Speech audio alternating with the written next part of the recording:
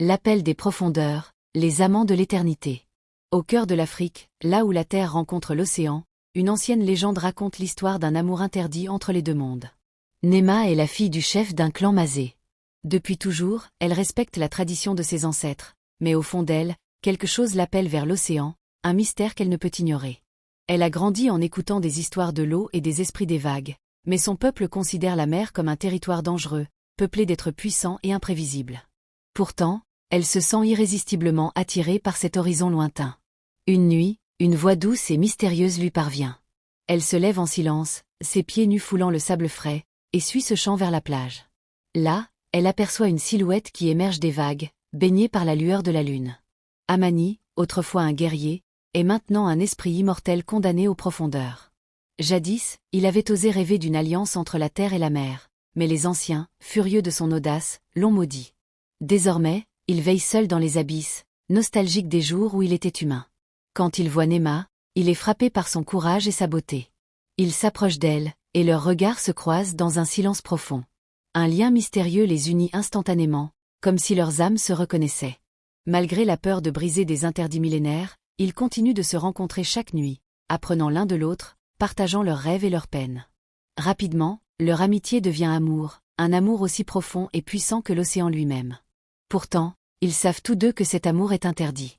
Les anciens Mazé ont toujours averti que l'union d'un humain et d'un esprit de l'océan provoquerait la colère des dieux et déclencherait une tempête destructrice. Nema tente de dissimuler son amour au sien, mais les rumeurs commencent à circuler. Sa famille la presse de renoncer à ce mystérieux appel de la mer, mais elle refuse de trahir son cœur.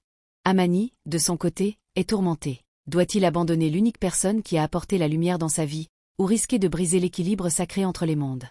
Une nuit, alors que Nema et Amani se retrouvent pour ce qu'ils croient être la dernière fois, une tempête dévastatrice éclate. Le vent hurle, les vagues se déchaînent, et l'océan semble vouloir engloutir la terre. Le peuple Mazé se rassemble en criant que la colère des dieux est tombée sur eux. Nema et Amani comprennent qu'ils sont la cause de ce chaos et que le seul moyen de l'apaiser est de se séparer pour toujours. Dans un dernier adieu déchirant, ils promettent de ne jamais cesser de s'aimer, même si leur monde les sépare. Nema reste sur la plage, les bras tendus vers lui, tandis qu'Amani disparaît dans les vagues, emporté par les courants de l'océan en furie. Alors que les vagues engloutissent presque tout, un silence s'abat soudainement. Les anciens de la mer et de la terre, émus par la pureté de leur amour et leur sacrifice, décident de leur offrir une nouvelle forme d'éternité.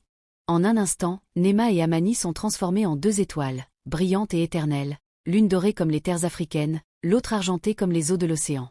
Désormais, les Mazé racontent que les deux étoiles veillent depuis le ciel, côte à côte, éclairant les nuits de tempête pour rappeler leur amour et la paix fragile entre la terre et la mer. Chaque nuit, les enfants Mazé lèvent les yeux vers ces étoiles jumelles, écoutant la légende de Nema et d'Amani. Ils apprennent ainsi la force de l'amour, le respect des anciens et le courage de suivre son cœur, même face aux plus grands obstacles.